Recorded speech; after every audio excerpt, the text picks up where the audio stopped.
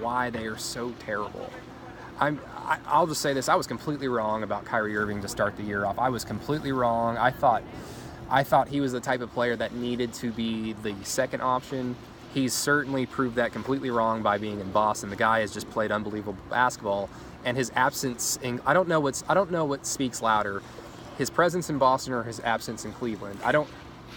Because as good as Boston has been, they're a few steps just higher, in my opinion, just from adding Kyrie Irving. I think it's his absence in Cleveland, and I also think it's very interesting that once Kyrie Irving's out, and we knew that there was some trouble between him and LeBron James, but Kyrie Irving leaving didn't get rid of all that trouble. All the trouble still seems to follow the Cavs, and Kyrie Irving looks like right now he's benefiting from being out of that environment. And maybe that's one of the reasons why he wanted out of that environment, because it wasn't just him and LeBron. There are other forces that are feeding off each other, which I'm sure is going to make a fantastic book, and we'll get to read about it here in the next 5 years.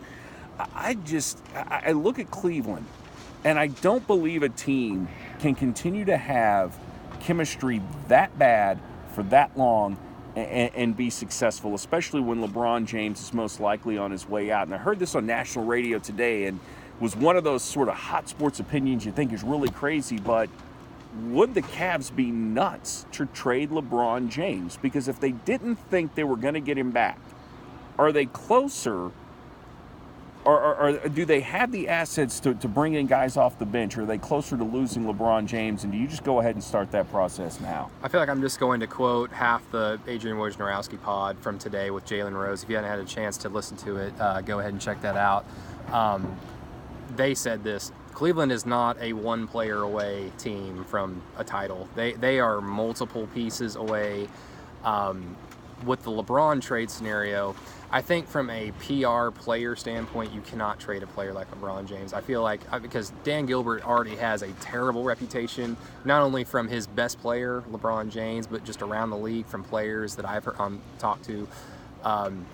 It's really incredible how bad that situation is, considering the amount of success they've had. Trading LeBron James, like I said, that would be terrible for player relations, and nobody would want to ever play. Not that people are like banging down the door to playing for the Cleveland Cavaliers without LeBron James, but I mean, Cleveland's kind of in a similar situation. If you want to take out all the obvious dysfunction, they're in a similar situation to what Oklahoma City was in Kevin Durant's last year, where, you know, logic and thinking smart might tell you trade Kevin Durant so he possibly don't, you know, let him walk for nothing. I think you just got to play it out. I mean, Cleveland has proven that they can turn on the switch. I don't know if this edition of the Cavaliers can to flip the switch in the postseason, especially with Boston and Toronto playing really great basketball lately. But with LeBron, you're never out of it. You're never out of it with LeBron. And that was the situation with Kevin, is that's why you couldn't trade him. Yeah. If the Thunder were out of it, then yeah, you make that move. But while he's here, and while LeBron's at Cleveland, you've got to go for it. And the Thunder had their share of on-court dysfunction that season too, where they blew 14, 15, 16 fourth-quarter leads, and they missed the second seed by, 6 or 7 games, and they had at least 10 games won in the final minutes that they ended up blowing. And we're still one win away from yeah, and they were 1 win away against the Warriors, you know, all that. It's, I don't know. I mean, we've all seen this movie before. I'm of the opinion LeBron's obviously not going to be a Cavalier unless something drastic happens, like they flip the switch and win the East and beat the Warriors or whoever comes out of the West in the NBA Finals. But yeah, if you're a Thunder fan, as disappointing as this season has kind of been early on, it's been much better as of late. But if you're a Thunder fan, be thankful you're not a Cavs fan right now. Well, and be thankful that this season's going exactly the way a guy like Sam Presti likes. You're flying under the radar now. You're not leading Sports Center for good or bad reasons. You're starting to rack up wins, and who knows, maybe the Thunder are putting it together, and by the time they get to the playoffs, they're that team that people put on the back burner. And, oh, yeah, that's right. They did get Carmelo Anthony and Paul George. And, yeah, they're really good. Maybe they're somewhat of a surprise team. And that guys the closest we can say to that. Guys that have been to conference finals Carmelo with the Nuggets, Paul George obviously with the Pacers, Russell Westbrook, everybody knows that obviously.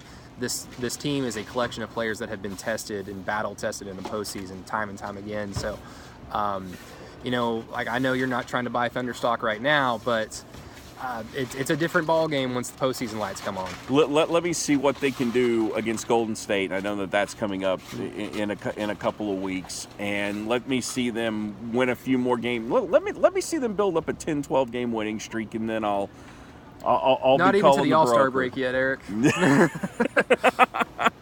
And that's how we cover basketball here in Oklahoma City. For Brady Trantham, I am Eric G for Thunder Digest, and this has been the Thunder Digest Recap Video Extravaganza. Thunder Win. Thunder Win.